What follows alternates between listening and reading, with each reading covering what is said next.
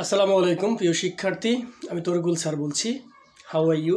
I am also fine by the grace of almighty Allah. I hope you are fit and fine and you are practising spoken English every single day.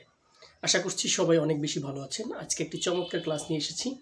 আমার সঙ্গে থাকলে আশা করছি এই ক্লাসটি আপনি বুঝে আজকে থেকে কথা বলা শুরু করতে পারবেন ইনশাআল্লাহ। তাহলে চলুন ক্লাসটি শুরু করি। আমি আপনাকে রুলস এবং ভার্ব প্যাটার্নস এগুলো বোঝানোর আগে আপনাকে আমি কিছু কথা বলতে চাই। সেটি হচ্ছে, আপনি আমার একটা প্যাটার্ন ফলো করে আশা করছি হাজার হাজার সেন্টেন্স মেক করতে পারবেন। দেখেন এখানে হু, আমরা সবাই জানি হু অর্থ হচ্ছে কি কে। হু অর্থ কে। হু কিন্তু অবশ্যই ডব্লিউএস কোশ্চেনের ভিতর রয়েছে, এটা প্রশ্নবাদক।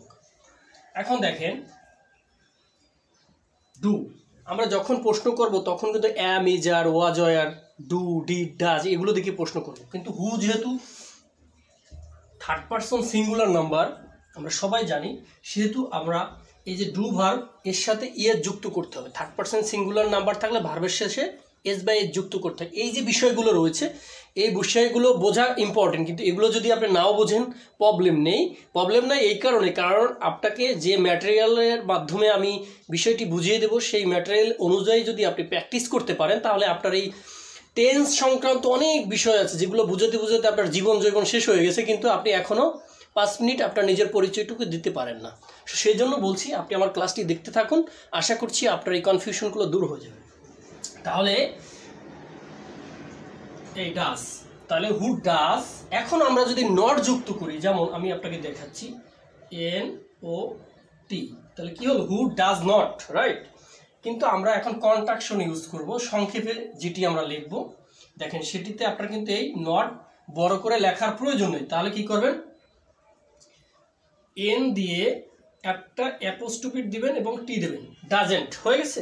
দেখেন হু ডাজেন্ট, তাহলে হু ডাজেন্ট মানে ডাজ নটকে আমরা কন্ট্রাকশন ইউজ করার পরে ডাজেন্ট হয়েছে, অর্থাৎ ডাজ নটকে আমরা কন্ট্রাকশন ইউজ করলে আমরা সেটির উচ্চারণ করতে পারি ডাজেন্ট।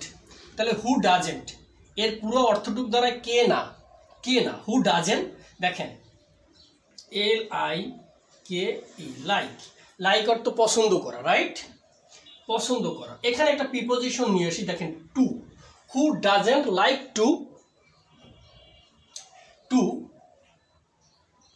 Going, GOING, going. দেখেন এই টুর অর্থ হচ্ছে তে, তয়কারে তে, আমরা যে তে বলি না, এটি হচ্ছে টু এর অর্থ দ্বারায় তে। তাহলে এবং গোয়ের সাথে আইএনজি যুক্ত হয়েছে গোয়িং, তাহলে যেতে গোয়ের সাথে আইএনজি যুক্ত হবে, মনে রাখতে হবে। তাহলে হচ্ছে কি গোয়িং টু, যেতে WITH উইথ AU,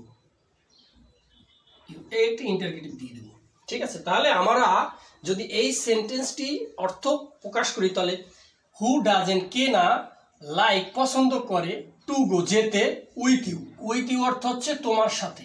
তাহলে পুরো অর্থটা দাঁড়ায় তোমার সাথে কে না যেতে পছন্দ করে, তোমার সাথে কে না যেতে পছন্দ করে, এরকম আমরা বলে থাকি না, তোমার সাথে কে না যেতে পছন্দ করে। আপনার কোনো টেন্স এবং কোনো ধরনের গ্রামাটিক্যালের ঝামেলা ছাড়াই আপনি যদি এই প্যাটার্নটি বুঝতে পারেন যে হু ডাজেন্ট কে না, লাইক পছন্দ করে, টু গো যেতে, উইথ ইউ তোমার সাথে, একদম সহজ। আমরা অর্থ যদি প্রকাশ করি এটি লিখতে চাই তাহলে কিন্তু একটি ইজি হয়ে যাবে। যেমন হু ডাজেন্ট কে না লাইক পছন্দ করে, টু গো যেতে, উইথ ইউ তোমার সাথে, কে না তোমার সাথে যেতে পছন্দ করে। তাহলে যদি আমরা সেন্টেন্স এখন এভাবে লিখি, দেখেন আমি আবার বলছি, একটু মনোযোগ লাগান, এখানে দেখবেন আপনার এর থেকে আপনি হাজার হাজার বাক্য গঠন করতে পারবেন এবং প্রশ্ন করতে পারবেন। দেখেন who doesn't like to eating with you, EATING, eating with you. তাহলে এটার অর্থ কি দাঁড়ায়? এই দেখেন হু ডাজেন্ট কে না, লাইক পছন্দ করে, টু ইটিং খেতে, উইথ ইউ তোমার সাথে খেতে কে না পছন্দ করে। চমৎকার বাক্য হয়ে গেছে না? তোমার সাথে খেতে কে না পছন্দ করে। দেখেন আরো একটা বাক্য লিখি আমি, এরকম আপনি ঠিক এই প্যাটার্ন এবং এই নিয়ম অনুসারে সেন্টেন্স গঠন করতে থাকবেন। ইচ্ছা মতো আপনার যেরকম মন চায় ভার্ব দিয়ে শুধু সেন্টেন্স মেক করতে থাকবেন। হু DOESN অ্যাপোস্ট্রফি ডাজেন্ট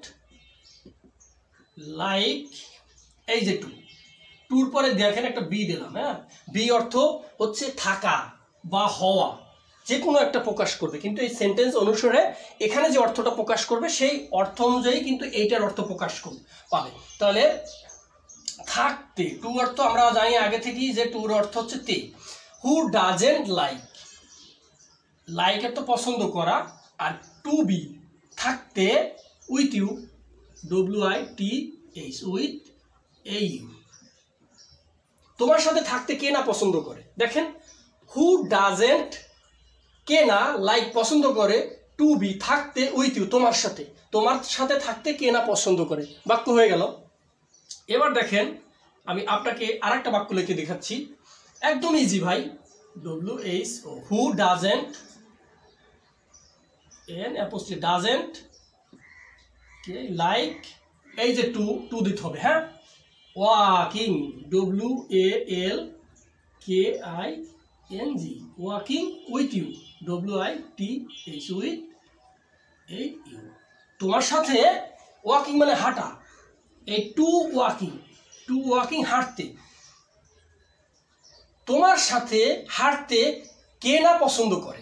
লাইক অর্থ পছন্দ, ডাজেন্ট লাইক কে না পছন্দ করে, ঠিক আছে, লাইক মানে পছন্দ করা, হু ডাজেন্ট লাইক কে না পছন্দ করে, টু ওয়াকিং হাঁটতে উইথ ইউ তোমার সাথে, হয়ে গেল বাক্য।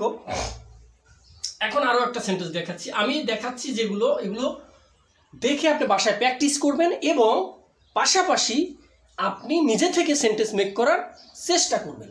তাহলে দেখি, WHO হু DOEST ডাজেন্ট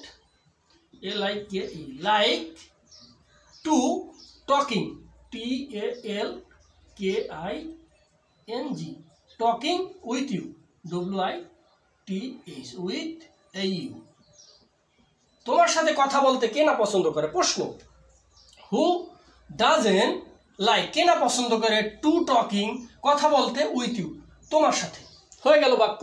ঠিক এভাবে আমি এখানে 5টি লিখে দেখিয়েছি, জাস্ট আপনি এই ভার্বগুলো বসিয়ে, এই যে ভার্ব, এই যে ভার্ব, এই যে ভার্ব, এই যে ভার্ব, এই যে ভার্ব, এগুলো বসিয়ে শত শত সেন্টেন্স মেক করতে পারেন। আমাকে অন্তত 2 থেকে 4টি নতুন বাক্য মেক করে আপনি আমার কমেন্ট বক্সে জানাতে পারেন। আর অবশ্যই ভিডিওটি যদি আপনাদের ভালো লেগে থাকে তাহলে লাইক, কমেন্ট এবং শেয়ার করে বন্ধুদের সাথে শেয়ার করতে পারেন, আপনার টাইমলাইনে রেখে বারবার দেখতে পারেন।